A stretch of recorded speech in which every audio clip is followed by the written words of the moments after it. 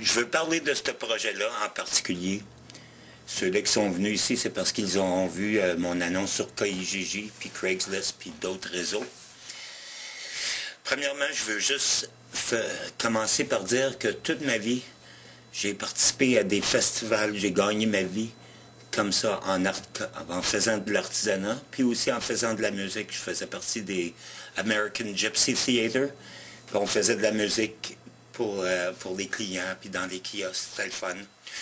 Je fais aussi de la musique, je suis chanteur-compositeur moi-même, je vais vous donner quelques liens pour que vous alliez écouter aussi ma musique.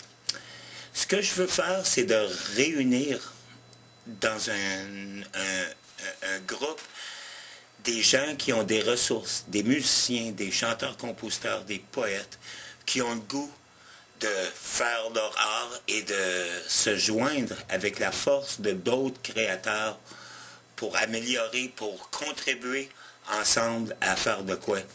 Que des bassistes, des accordéonistes, des violoncellistes puissent participer à toutes sortes de projets sans avoir cette forme-là qu'on est un band, on est un groupe, on est tous liés, on est un petit groupe de 5, on est liés, on est mariés. Non, c'est plus large que ça. C'est sûr que dans ce contexte-là, il y a des gens qui vont cliquer puis qui vont travailler plus, c'est ça qui arrive. Moi-même, je cherche des collaborateurs musicaux. Mais le projet que je suis en train de lancer, c'est beaucoup plus vaste que ça. C'est un projet qui va être lié à des festivals qui vont se passer. Je vais essayer d'en promouvoir des festivals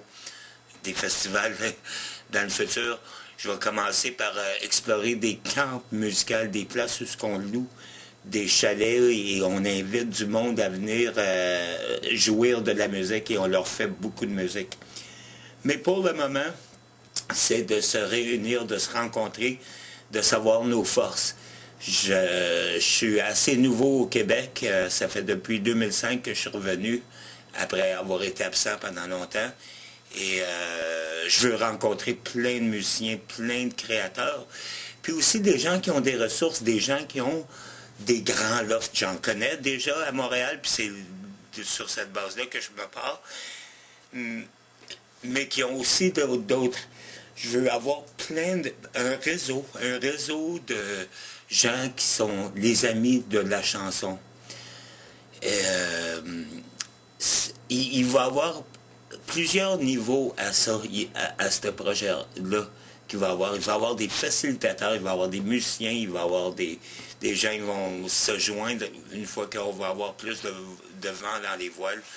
Au départ, j'envisage de faire direct ici dans mon logement. On a un grand logement, on pourrait avoir des bons jams d'une 20aine de musiciens.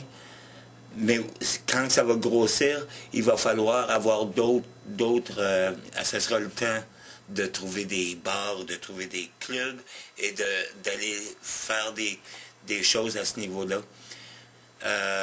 Fait qu'au début, j'envisage de faire des cercles de chansons. Aussi, j'étais un grand outdoorsman, j'adore. Et une des affaires qu'on me connaît, c'est de pouvoir faire de la musique autour d'un feu de camp. J'ai fait, je vais vous donner aussi des liens, des vidéos, des camps musicales et poétiques dans la forêt. C'est tout à fait possible. Fait que je m'adresse à ces musiciens-là, à ces artistes-là qui sont non conventionnels, qui ont des idées larges, qui veulent aller plus loin. Les égos, il faut les laisser un petit peu en arrière. Il faut pouvoir fitter dans le projet, dans le programme.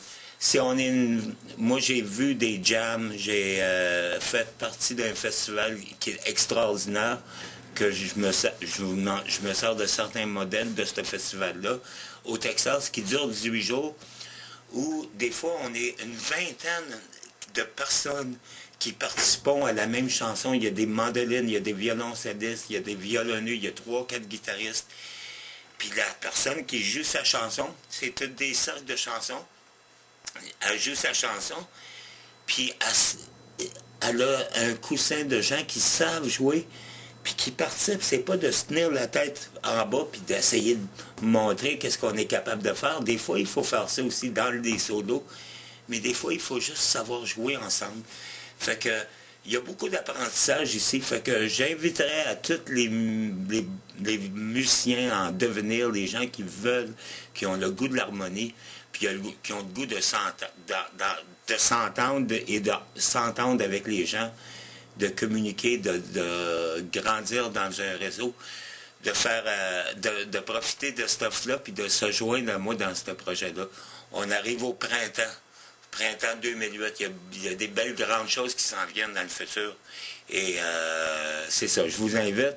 Puis en même temps, je vous invite à voir une couple de vidéos de ma musique. Je vais aussi offrir mes services de vidéo à plein de gens en trade.